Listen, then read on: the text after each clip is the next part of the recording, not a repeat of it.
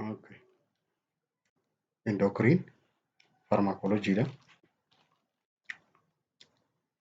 Learning objective ini at the end of this chapter dhugaa boqonnaa kana fide barataan maal danda'uu qaba? Student will be able to describe effect of insulin on different organ or system.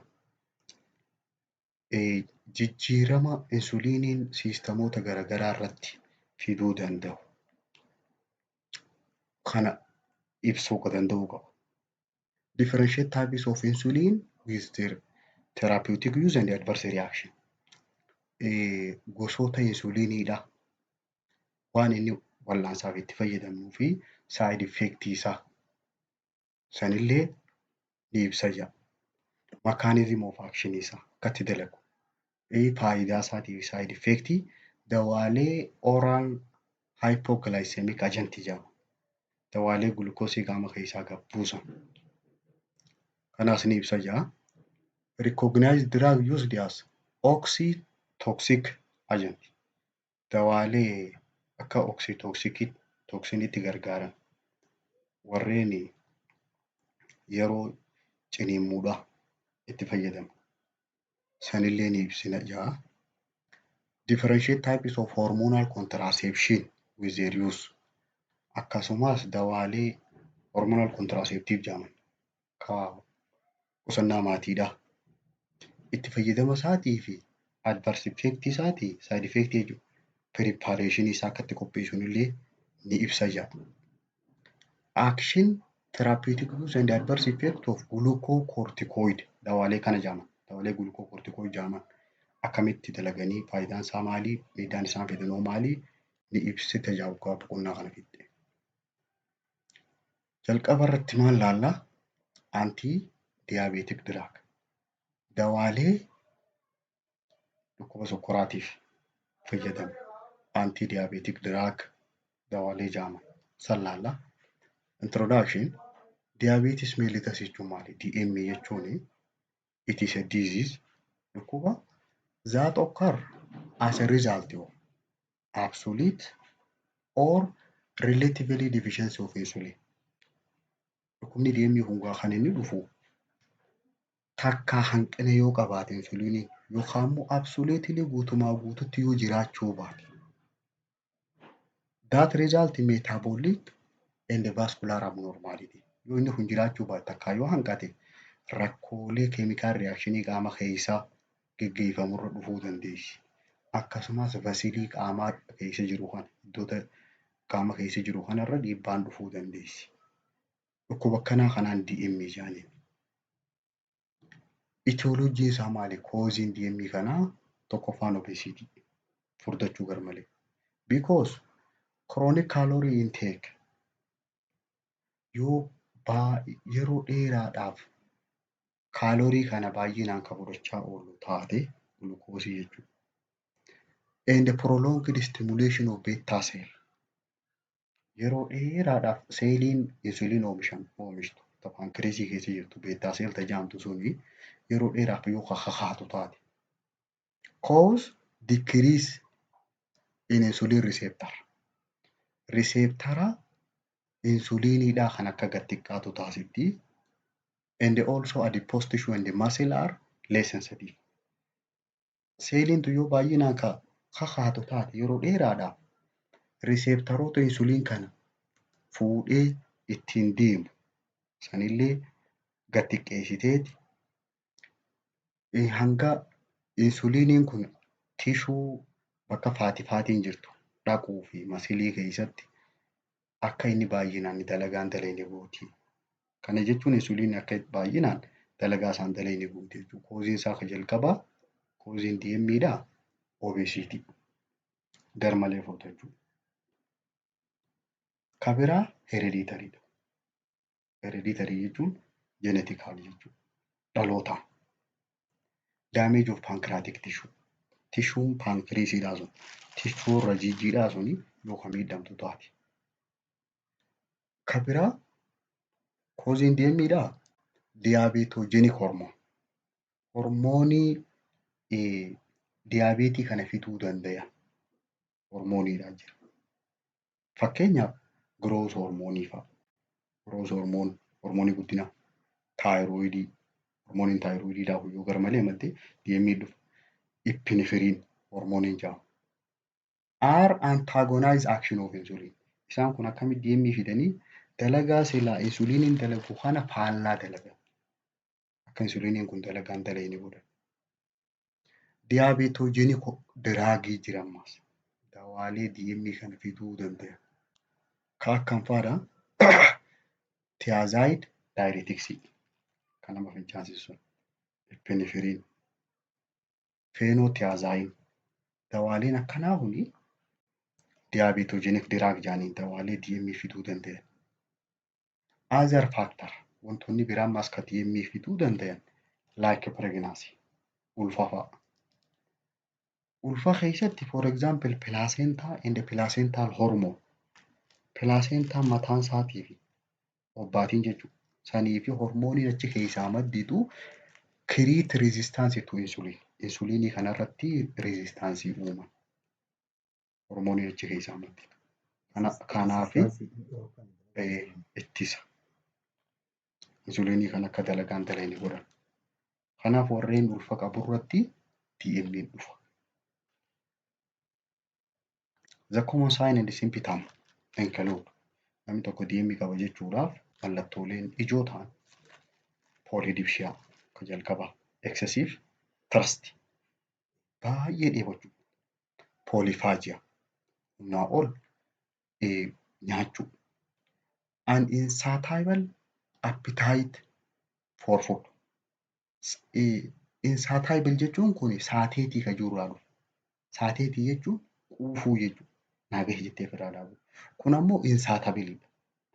Quufee san hin jiru. Hin quufu. Polyuria, excessive urination, fincaan hedduu fincaanuu, dehydration due to glucoseuria. Laal. Dehydrationii glucoseuria irraa dhufu. Glucoseuria jechuun fincaan keessatti glukoosiin bahu. Fincaanii wajjin glukoosiin bahu. Silaa beeki fincaanii wajjin glukoosiin pirootiinii wantoonni kanaa kun hin bahan. Jalaa hafuun.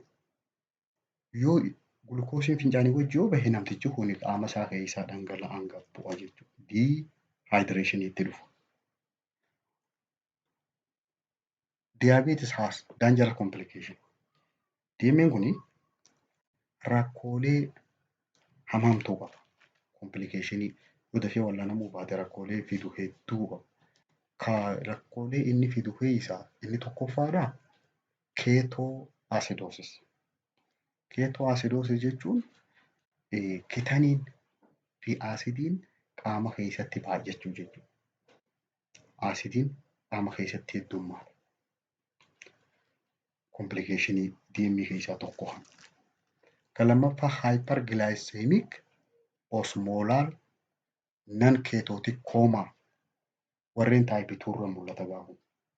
Ketaniin hin jiru garuu immoo dehydratiniin baay'inaan waan dhangala'aan qaama keessaa yaa'ee fi gulukoosiin dhiiga keessatti baay'inaan heddummaatee koomaatti fida namtichatti. Garuu ketaniin hin bahu. Sababni ketaniin kun hin baaneef maali? Insuliinii hamma ta'e tokko ni qaba. Warri DMA taayipii 2 kun insuliinii hamma ta'e ni qaba. Kanaaf faatiin faana hin caccabne jechuudha lipidiin faana. Kan keetoo acidosis sun ammoo sababa insuliiniin matumaanuu hin jirree fi ketaniin cuftii uumama jechuudha. Rakkooleen DMA complicationii keessaa tokko kaardiyoovaskularii irratti, onnee irratti atherosclerosis, plaque accumulation in arterial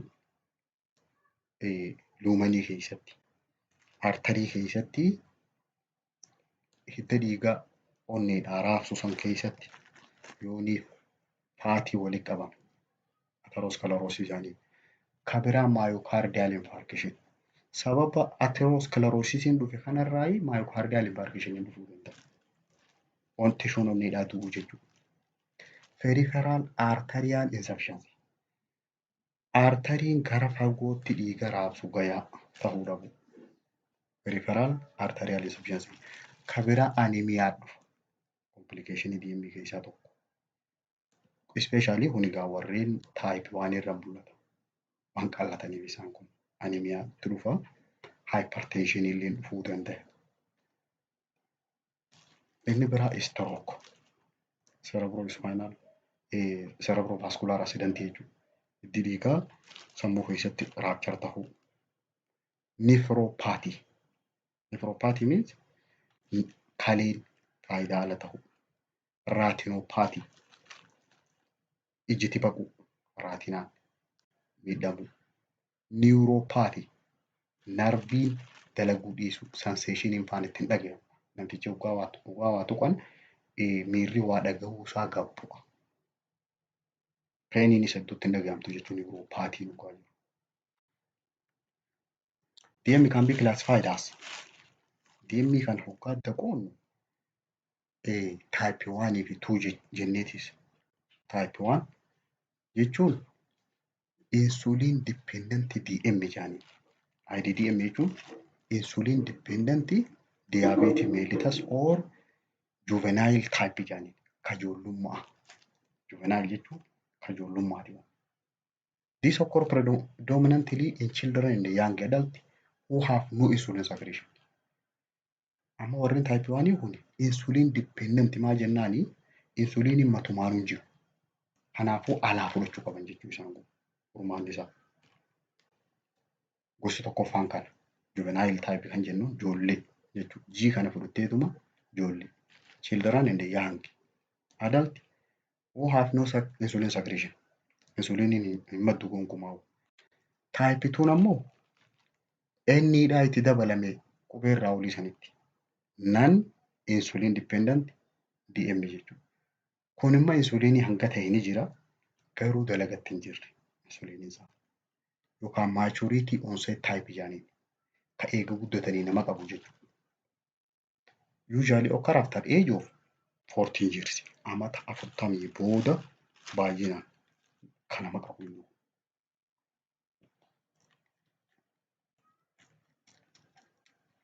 Inni itti aanu maali? Diabetic ketoacidosis DK. DK'n kun gaa complicationidha. DK'n complication of serious complication of diabetes. It is severe metabolic disturbance due to insulin deficiency. Sababa insuliiniin hin jirree fi qaama kana keessatti wanni hedduu walii lallaaqamtee jirti. Chemical reaction silaa qaama keessatti gaggeeffamu sun jeeqamee jira guutuu. Namni tokko yoo DK qabaate akkamitti dhufa laali steepii qaba. DK'n kun dhufu. Jalqaba hyperglycemia jira. Gulukoosiin dhiiga keessatti ol ka'a. San booda maaltu dhufa? Ketonemia. Ketonemia jechuun ketaniin dhiiga keessatti heddummaata. Sababa ketaniin dhiiga keessatti heddummaatee fi ketan bodiin kun akka hin caccabne beeki silaa insuliinii iddoo ol ka'a. Sababa insuliiniin hin jirreef ketaniin kun dhiiga keessatti mul'ata. San booda xumura irratti latar acidosis. Xumura irra maaltu mul'ata? Acidosisidha. Acidosis jechuun acidiin garmalee dhiiga keessatti walitti qabamudha. Acidiin garmalee dhiiga keessatti walitti qabamti. Yeroo kana acidosis jaaniin.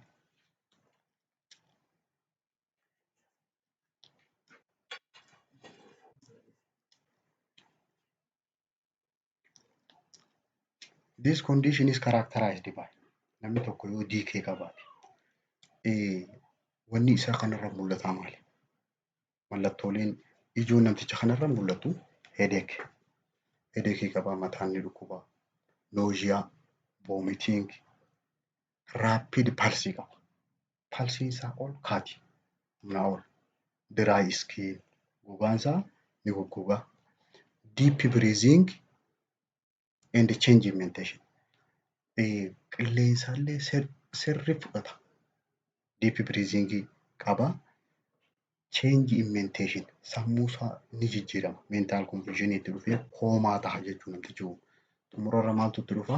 Koomaadhaatti itti dhufa. Manaajimentiin isaa maali?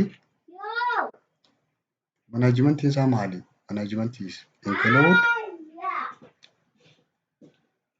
Management is include regular insulin IV infusion. Jalqaba wanni ati gootuuf maali? Manaajimentiin isaa regular insulinii IVdhaan kennuudhaaf. Regular insulin fudhachuu qaba. Karaa IV infusioniitiin.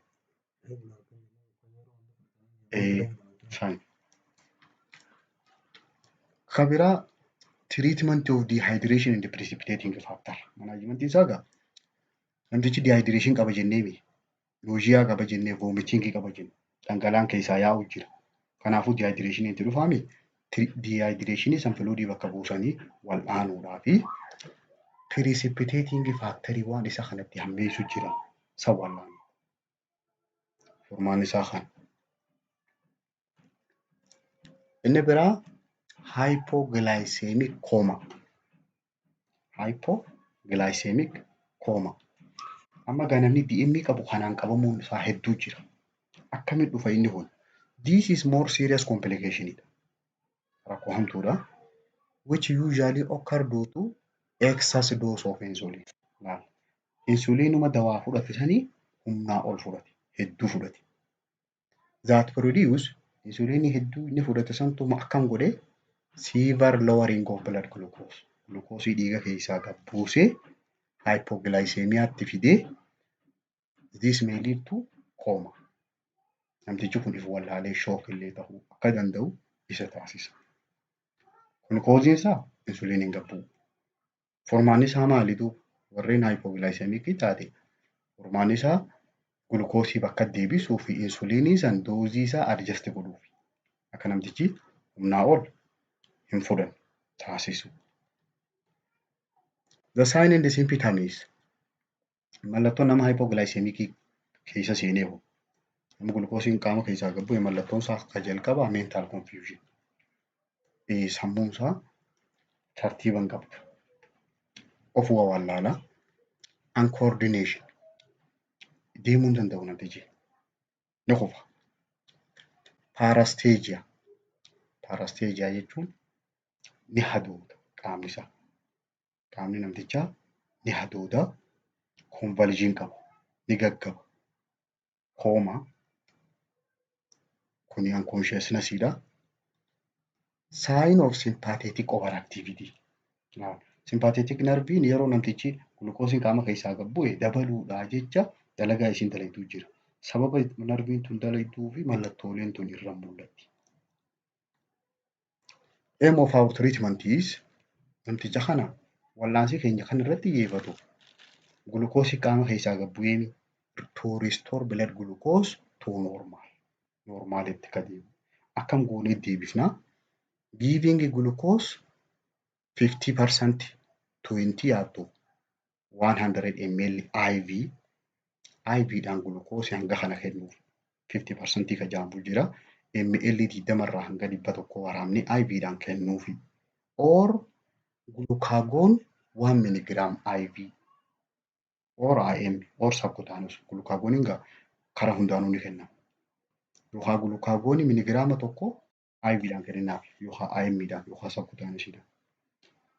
Yeroo kana gooneef gulukoosiin namtichaa bakka deebi'e jechuudha. Glucagoniin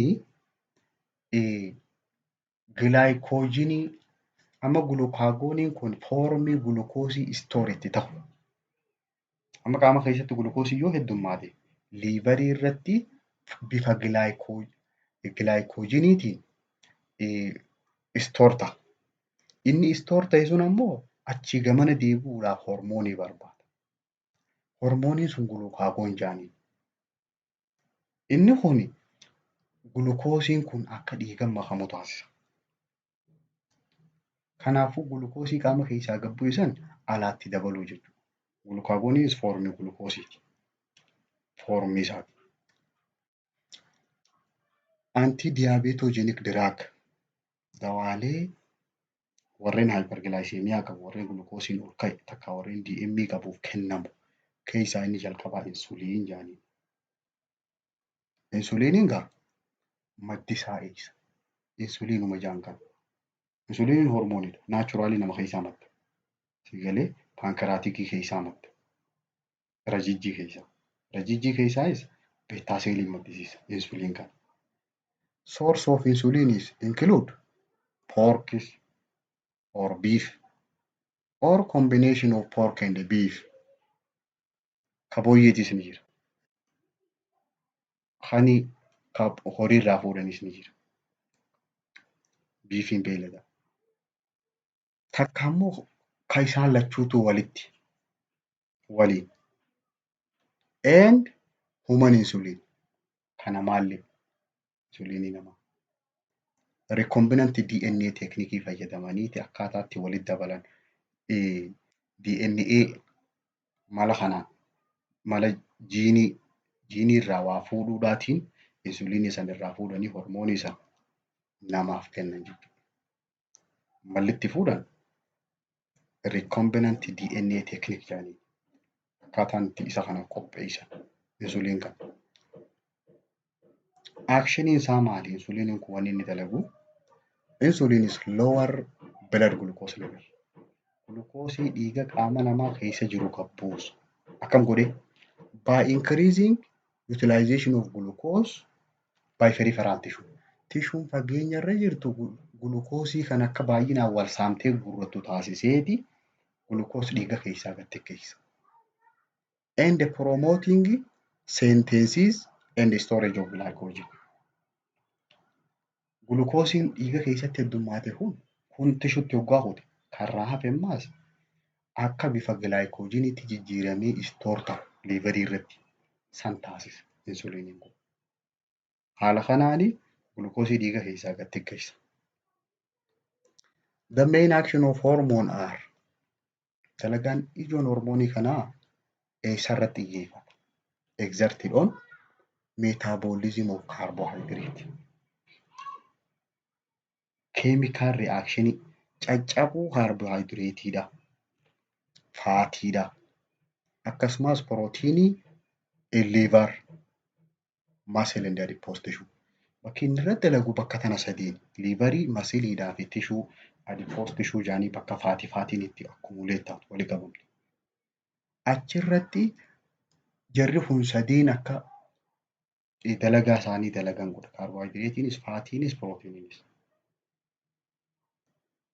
Faatiidhaa fi pirootiinii kan caccabne egaa kaarbohaayidireetiin ammoo gulukoosii jijjiiramee gulukoosiin kun istoor ta'ee kun tishuu akka dhaqu godha.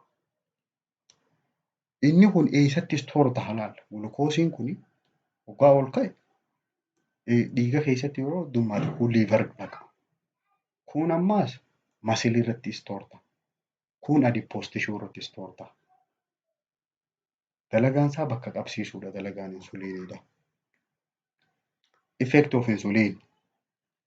Insuliiniin kun maal dalaga? Dhiibbaan inni godhu maali? Kaarbohaayidireet meetaaboolizimii irratti. Meetaaboolizimii jechuun jaaramuu fi diigamuu jechuu wal nyaatiinsa keemikaalaa sana. Meetaaboolizimiin hambaa lamaa qaama namaa keessa gaggeeffama. Kun kaataaboolizimiidha, kun anaaboolizimii. Kun ni caccabsa, kun ni jaara. Isa santu meetaaboolizimii jedhama walitti. Liiverii keessatti insuliiniin wanni inni dalagu it increase glycogen synthesis. Glycogeniin baay'inaan akka oomishamu taasisa. From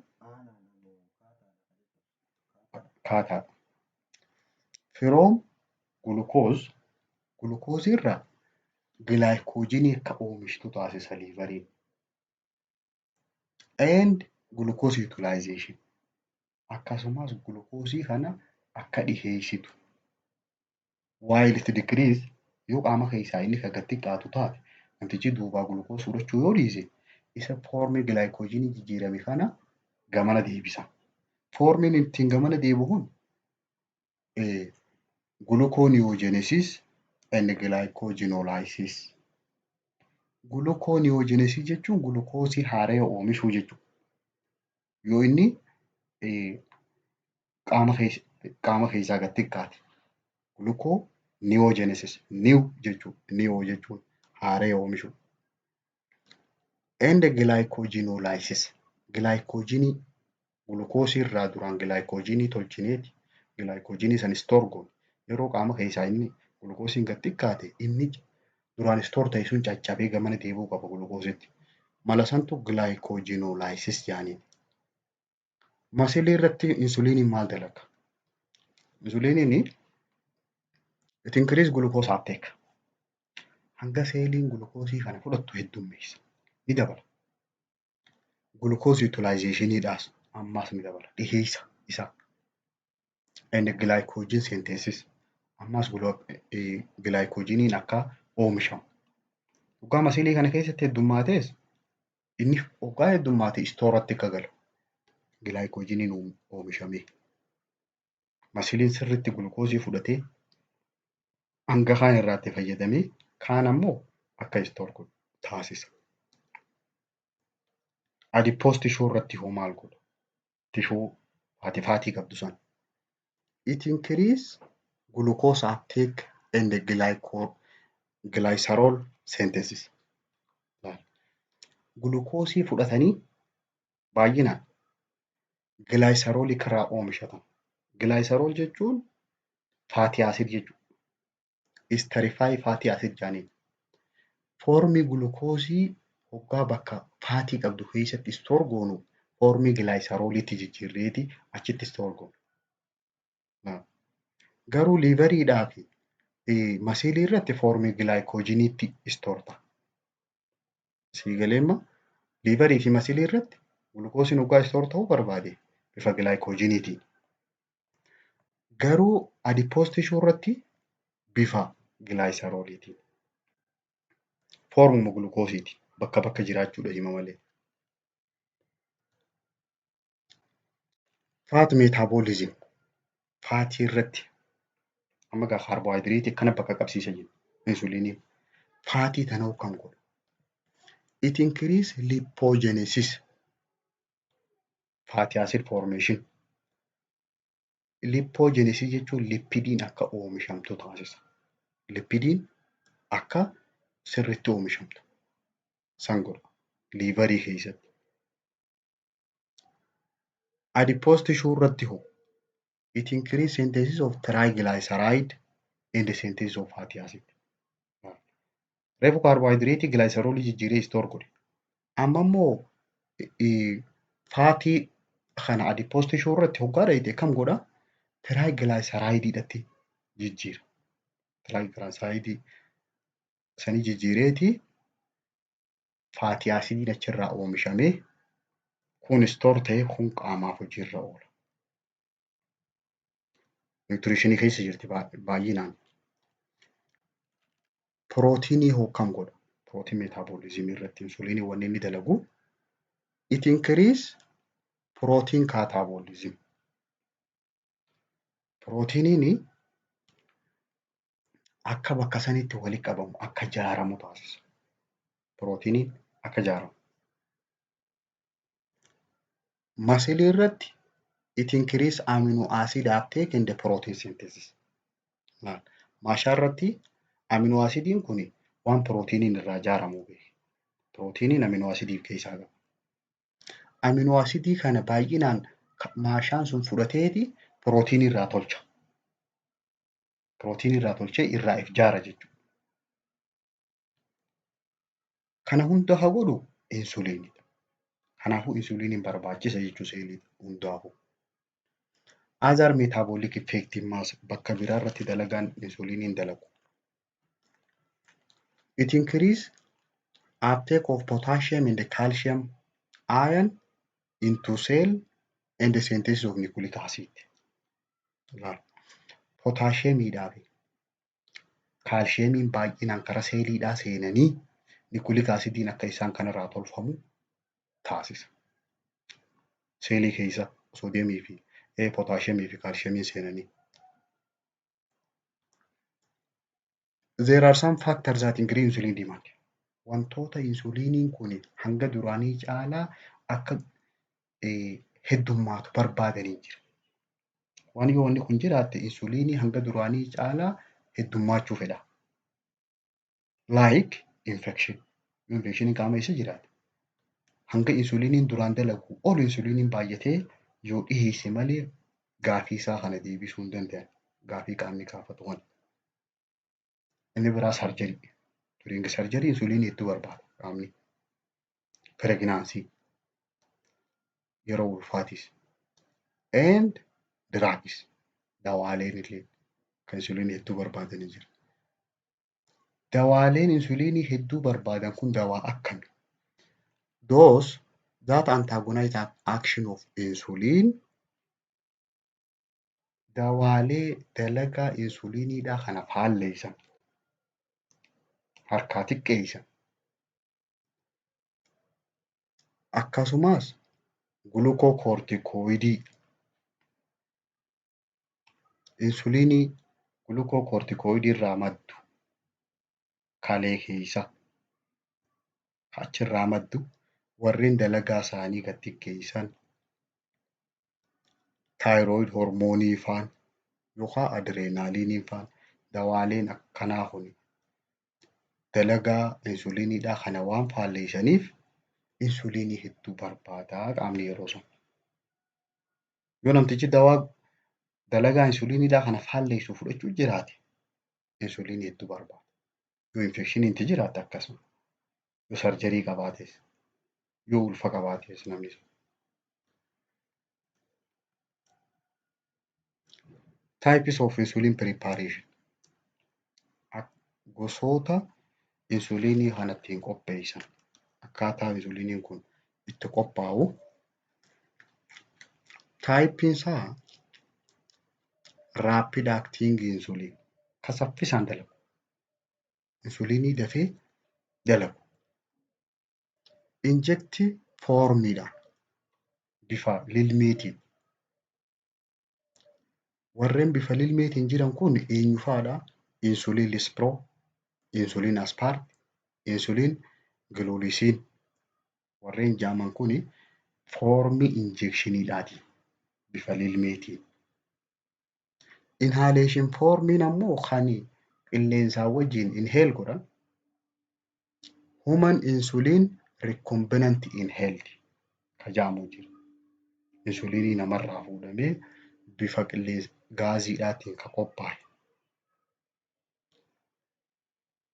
Isaan kun warreen rapid acting insulin jedhaman kun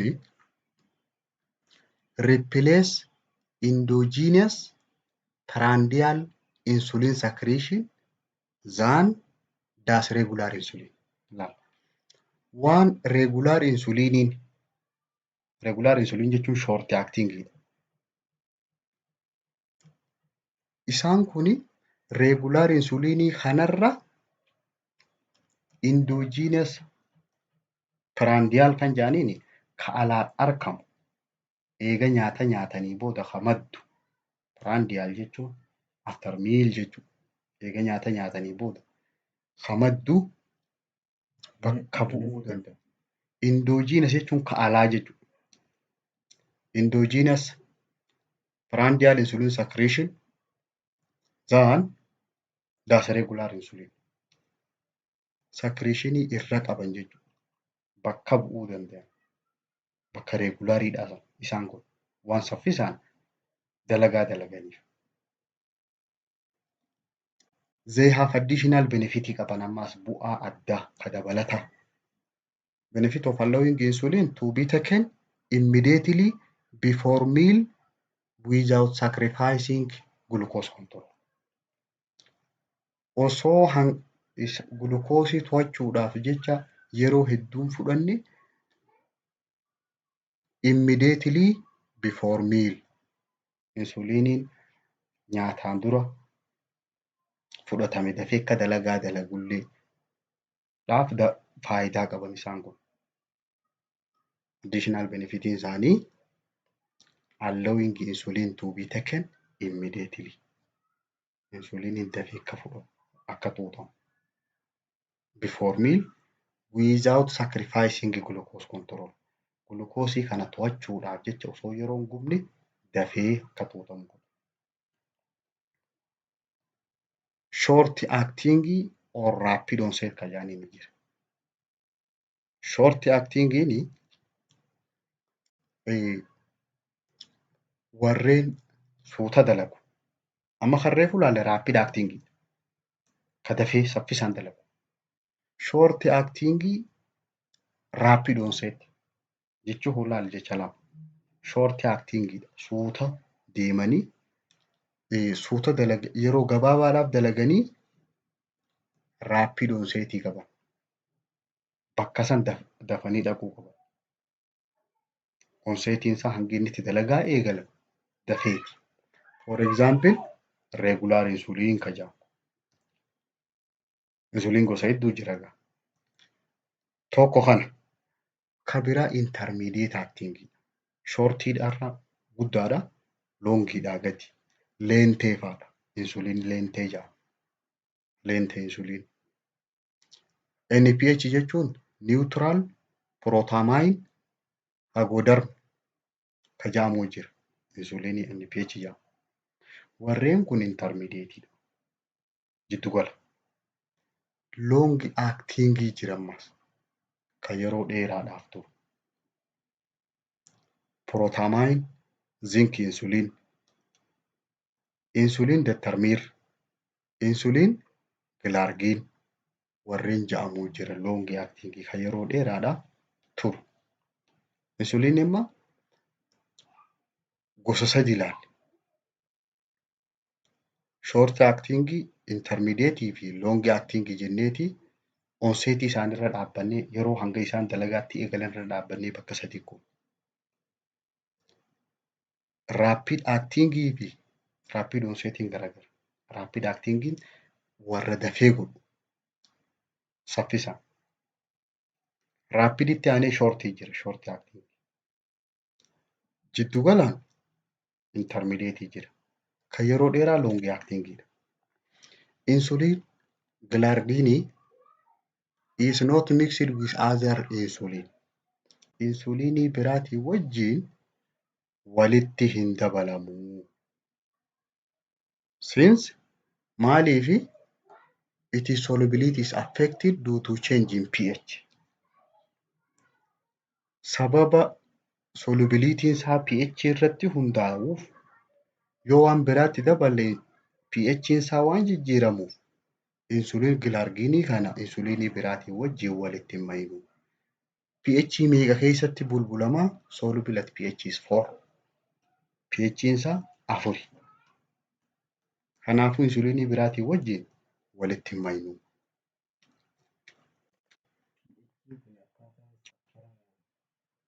Aasidiidhaa fi beezii qaama namaa keessatti itti ilaallu sana.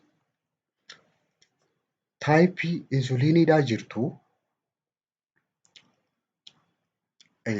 regular insuliniin IV, subcutaneous, IM. Insulinii jiran keessa it is only regular insulin that can be given by intravenous route. Kana qabadhu. Insuliniiwwan jiran keessa regular insulinii qofaatiitu IVdhaan kennamuu danda'a malee warreen kun subcutaneousidhaa fi IM. Insulinii regularii qofaatu IVdhaan kennamuu danda'a.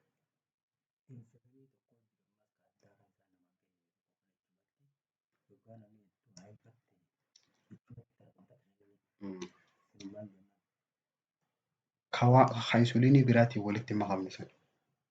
Glarginii sana. Leenteen lachuutu ni jira. Prootamiin kunis subcutaneous fi IMdha. Wanni asirraa sirrii qabattu maali? Insuliniiwwan jiran keessa regular insulinii qofaatu can be given by intravenous route. Therapeutic using insulinii kana. Insulin kana da'ummaadhaaf eenyufaa fayyadama? Tokkoffaa insulin dependent DM warreen type 1 qaban. Takka. Non insulin dependent DM not controlled by diet and oral hypoglycemic agent. Warreen type 2 DM qabanii osoo san type 2 DM osoo qabanii insulin hin kennamuufi beeki. Insulin kennamuudhaaf ulaagaa jira. Waan dura guutamuu qabu. Not controlled by diet. Nyaata jijjiiruudha. Yoo to'atamuu baate akkasumas dawaa afaaniin fudhatamu oral hypoglycemic jedhaman kanneen akka metforminii fa'aa fudhatee yoo irraa gad xiqqaachuu baate sadaffaarra kenninaaf insuliin. Lama inni biraa diiyaabeetii keetoo'asidoosis yeroo gulukoosiin sababa ol ka'uu irraa kan ka'e komplikeeshinii DME keessa yoo dhaqe type 1 DME komplikeeshinii isaa keessaa tokko kana diiyaabeetii keetoo'asidoosisii. Kana maaliin dhaqqabna? Insuliiniidhaan. For control of diabetes in pregnancy. DME yeroo ulfaa to'achuudhaaf insuliin kennina. During surgery and infection. Yeroo baqaqsuuf nu deemu yeroo infekshinii qabu namtichi insuliin kenninaaf.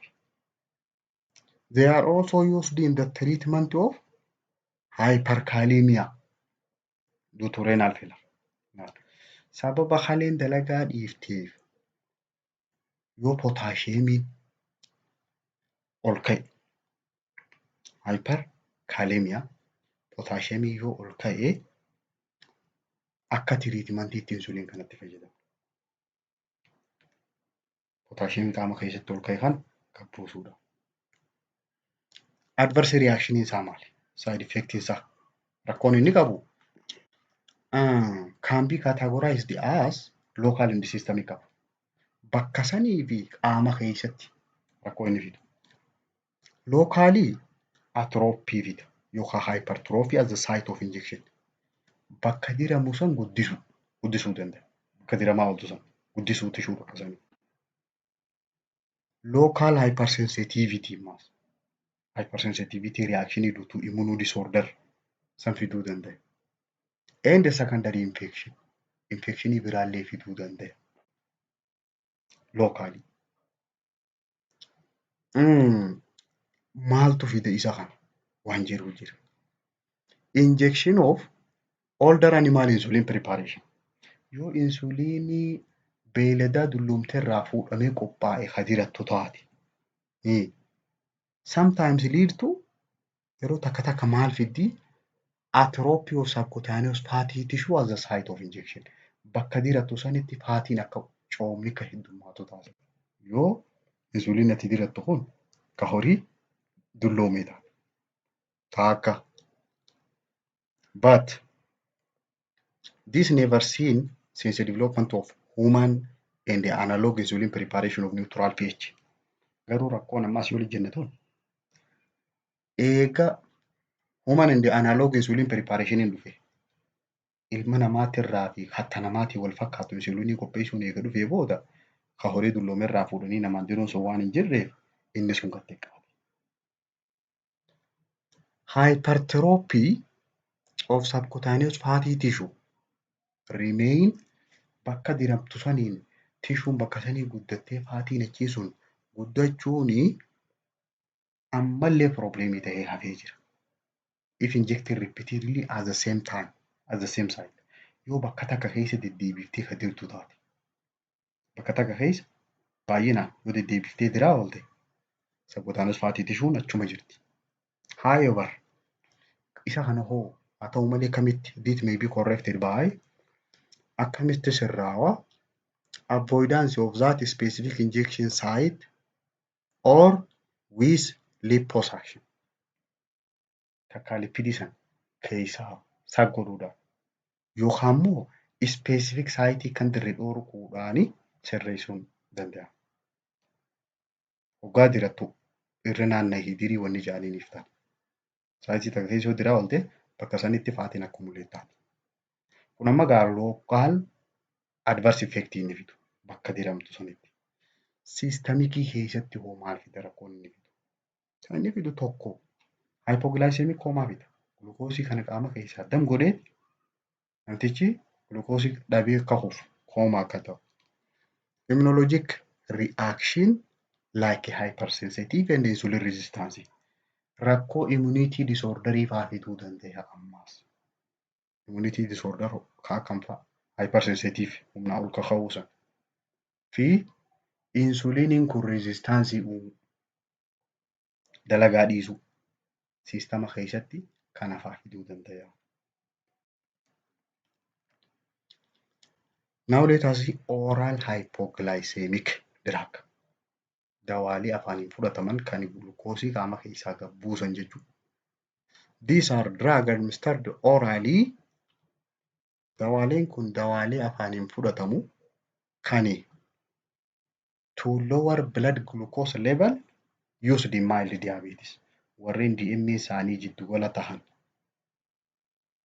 fi gulukoosii qaama keessaa gad buusuu barbaadaniif kennama afaanii.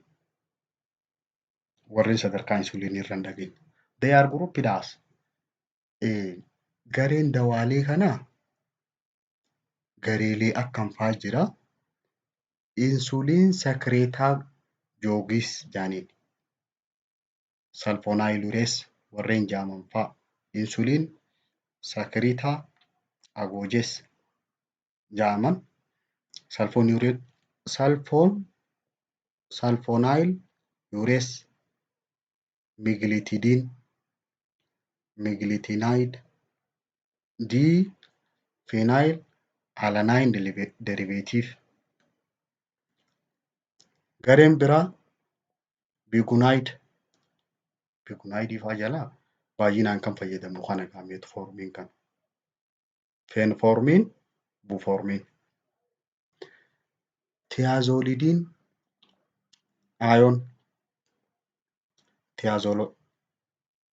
Thiazolidine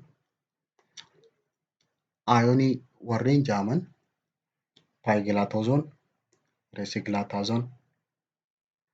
Alpha glucosidase inhibitor. For example, miglital, acorbase warreen kana fa'aadha jira. Dawaalee oral hypoglycemic jennuun keessaa gareen jalqabaa sulfonylureas warreen jaaman. This compound are compoundonni kuni chemically related to sulfonamide. Keemikaalli isaanii eenyuu hariiroo wajji qabaa? Sulfonamideedhaan wajjin warreen hidhata qaban. First generationiidhaa fi second qaban isaanumaan kun. First generationiin tolbutamide, chlorpropamide, tolazamide, acetohexamide. Amide qabalaa dhumarra. Related to sulfonamide waan ta'eef. Amide groupii waan qabaniif tolbutamide, tolazamide, acetohexamide. Warreen kun first generation. Second generationiin glibenclamide, glipizide, glimepride, glycodone. Warreen kun second generation. Garee lammaffaa. Mechanism of actioniin akkamitti dalagan dawaaleen kun? Dawaaleen oral hypoglycemic jennu kuni hypoglycemic action qaban. Gulukoosii qaama keessaa gad buusuu dandeettii qaban. Karaa kamiin? Due to the stimulation of insulin released from beta cell. Insuliinii seelii beetaa keessaa madditu sanii stimulate godhan. Ni kakaasan kan duraan resistant ta'ee ciisu sanii san kakaasan. Isuma san kanuma jiru san. Amma warreen type 2 irratti insuliiniin ni madda. Garuu dalagaan dalagu. Dhugaa dawaa kanatti kennan stimulate godha. Depression of glucagon secretion. Glucagonii maddu gad xiqqeessan. Amma insuliiniidhaa fi glucagoniin walii wajjin jira. Yoo glucagoniin irra heddummaate insuliiniin gad xiqqaa. Kanaafuu glucagonii gad xiqqeessanii insuliin dabalan jechuudha. Increase the number of insulin receptor. Receptoroota insuliin fuudhee deemuun lakkoofsa isaanii heddummeessu. Reduced insulin output from liver. Insuliinii liverii irra bahu gad xiqqeessuudha. Decrease hepatogluconeogenesis and glycogenolysis. Gulukoosii haaraa tiruun oomishtuu fi kan duraan istoor ta'e caccabsuu san gad xiqqeessa. Haala kanaan hypoglycemic actionii qaban jechuudha. Gulukoosii dhiiga keessatti heddummaate sana haala kanaan gad xiqqeessan. Pharmacokinetics isaa akkamii? Dawaaleen kun rapidly absorbed from GIT. Afaaniiwwan fudhatamaniif GIT keessatti baay'inaan xuuxaman. They are also extensively plasma protein bounded. Bounded mainly metabolized in liver. Bakki chemical reaction inni itti gaggeessu tiruu keessatti garuu eenyu wajjin waliin maxxanee deema plasma protein. Proteinii dhiiga keessa jiru. Sanii wajjin waliin maxxanee wajjin deema. Faayidaan isaa maali? Yuuziin isaa mild diabetic mellitus in old patient. Type 2 DM jechuudha. Warreen type 2 DM qaban if dawaadha jechuudha. Adverse reaction dawaan kun qabu side effect isaa jechuudha. The toxicity of this compound is remarkably low. Summummaan isaa kan adda bahe waa xiqqoo hedduun beekamu. Important toxic effect isaa garuu toxicity isaa hedduu miti. Hangi jiru sun eenyu fa'a? Tokko hypoglycemia. Humnaa ol gulukoosii san qaama keessaa dhiiga keessaa gabbuusee namtichi hypoglycemia keessa akka seenu godhu ta'a.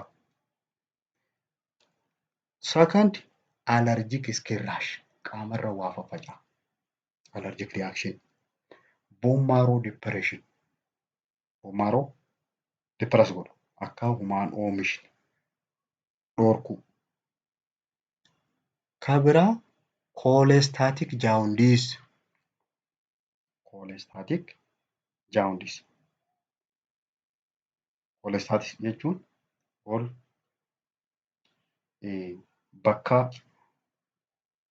baayiliin keessatti walitti qabamtu sun maal jaaniini? Gol bilaadar jaaniin.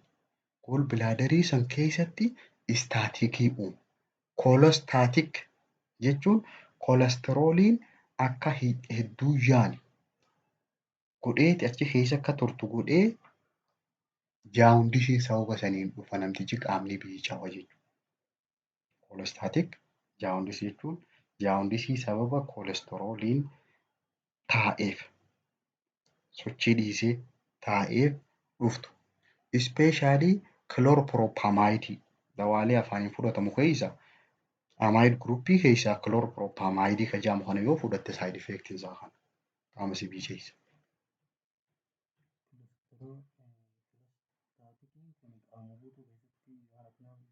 Cholestatic jaawundisii jechuun sababa kolesterooliin yaa'uu dhiiseef.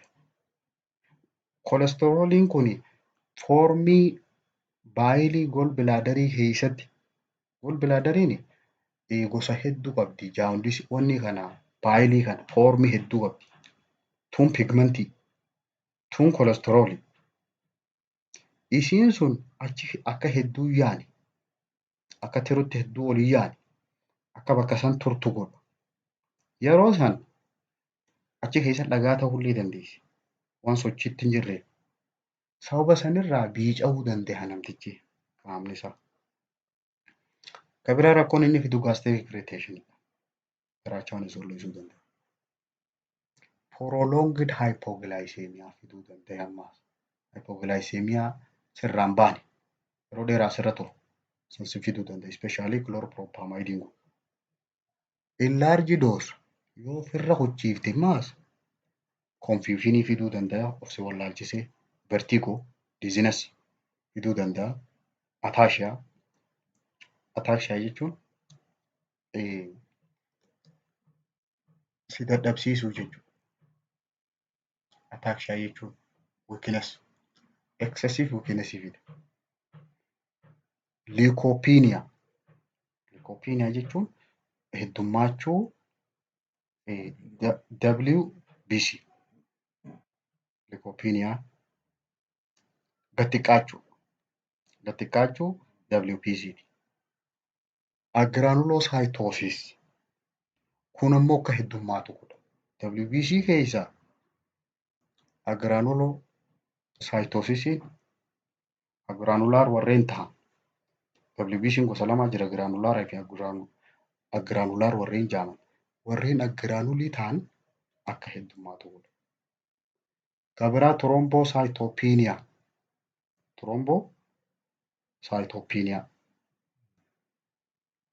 pilaatileetiin akka heddummaatu godha.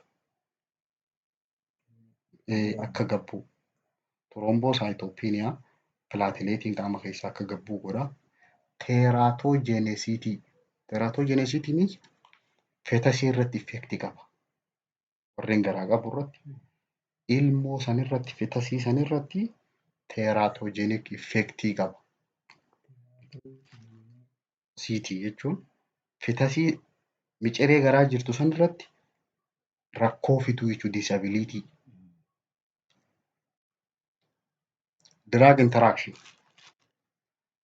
intarakshinii dawaa biraatii wajjin hariiroo inni qabu akkam. Hypoglycemia is enhanced by sulfonamide and phenylbutazone. Dawaalee sulfonamideedhaatii fi phenylbutazooniin kun akka hypoglycemiaan sitti saffisu godha. Dawaa kana wajjin yoo fudhatte, phenylbutazoonii kana sulfonamidoota wajjin yoo fudhatte,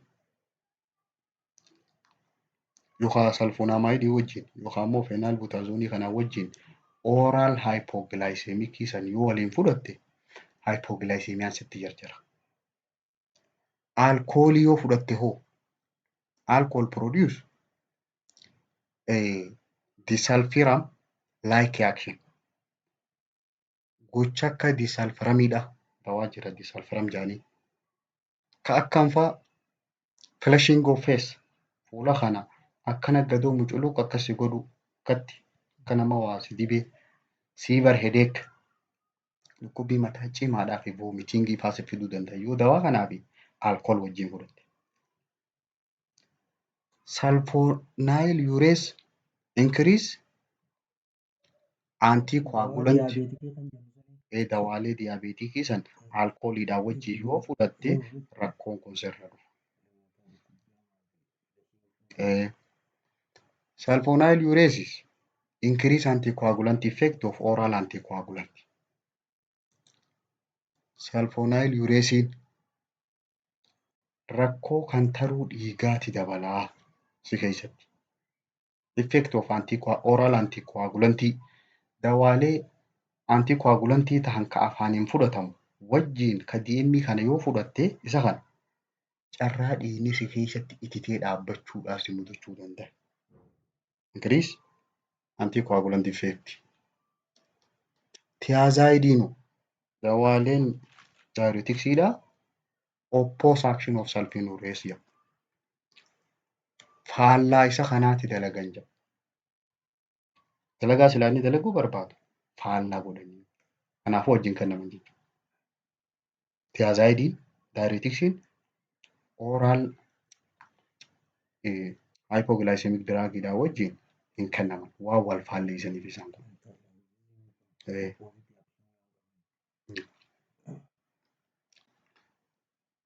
Dawaaleen hypoglycemikii keessaa katti aanu biguanide yaaniini they potentiate hypoglycemic action of insulin and sulfonylureas but they don't produce clinical hypoglycemia in diabetic. Akkam jedhanii actionii insuliiniidha kana kakaasan. Hypoglycemic action of insulinii kana ni dabalanii akkasumas ka dawaan maantana dubbannee irraa as kunnee kana sulfonylureas dawaalee jedhaman kana ni dabalanii garuu mallattoo hypoglycemiaadhaa warreen DM irratti mul'isanii. Namtichi kani gulukoosiin keessaa gad bu'ee mallattoon irratti mul'ata. Baay'inaan oral hypoglycemic diraagii keessaa gareen itti fayyadamnu bareedamu. baay'inaan. Bigoniide include drug like metformin fi fenoformin fa'a. Metformin kana kan baay'inaan warreen DME keessaa type 2 qaban itti fayyadaman isaan kana. Mallattoo mul'isuu isaaniitiitu kan xiqqaadha waan ta'eef. Amma hypoglycemia mul'isaan oolan. Mechanism of action isaa akkam? They do not stimulate release of insulin.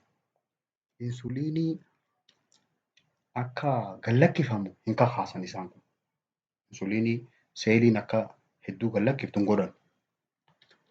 Akkam godhan garuu isaan dalagaan isaanii they increase glucose uptake.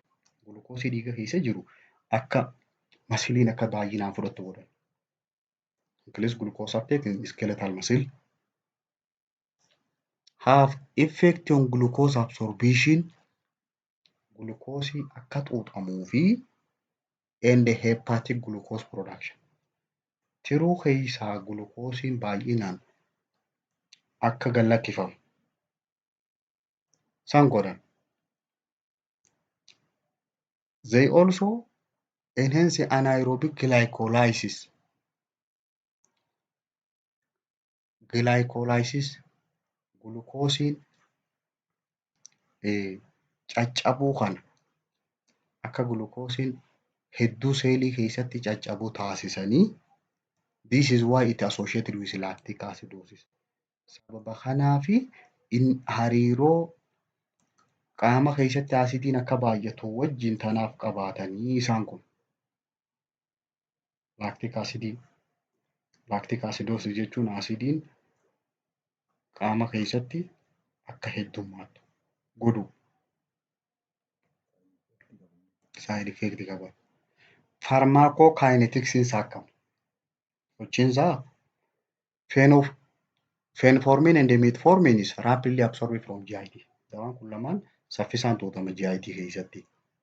Metformin is largely excreted and changed in urine.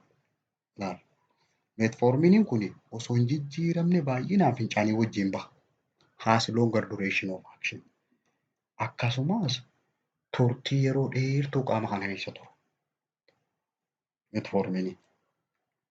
Side effect isaa nausea, vomiting, anorexia, loss of appetite fida, diarrhea itti fida garaa inni yaasaa, abdominal cramp garaan ni ciniina, lactic acidosis especially fenforminiin. Lactic acidosis jechuun lactic acidiin qaama keessatti akka heddummaatu godhu side effect isaaniiti. Tallaallee biraas kun isa. Faayidaan eenyuutu itti fayyadama duuba dawaalee kana warreen akka metforminii kana.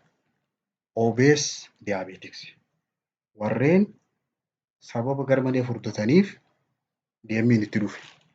Uncontrolled by diet alone nyaata jijjiiree nyaata kanaan to'atamuu kan dadhabe. They cause loss of appetite and anorexia which lead to weight loss. Dawaan kun akkam godha?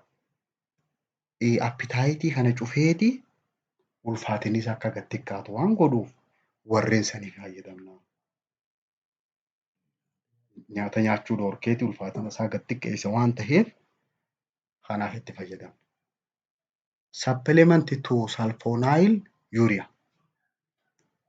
Dawaalee sulfonyl ureesii ta'anii wajjin isaan wajjin akka dabalataatti kennamaaf. Dawaalee sulfonyl ureesii jedhaman sanii wajjin akka dabalataatti. Contraindication eenyuuf hin kennamne inni kun. Diabetic with hepatic and renal insufficiency. Warreen DME qabaatee rakkoo tiruutii fi kalee qaban hin kennamu. In type 1 DME dhaafis hin kennamu. Insulin dependent DME warreen ta'aniif. Non insulin dependent DME ta'anii warreen infection qaban. Warreen fiivarii laayitaa fa'aa qaban, warreen sarjarii irra jiran, during pregnancy, DME yeroo ulfaa saniif hin kennaman. Maaliif yeroo tana insuliin hedduu barbaada jechuu qaamni. They have no value in diabetes complicated by acidosis or coma. Yoonii fi DM'n kun komppilikeeshinii keessa seenee namtichi takka asidoosis tahee takka immoo koomaa keessa seene gatii hin qaban isaan kun akka afaanii kun insuliin malee.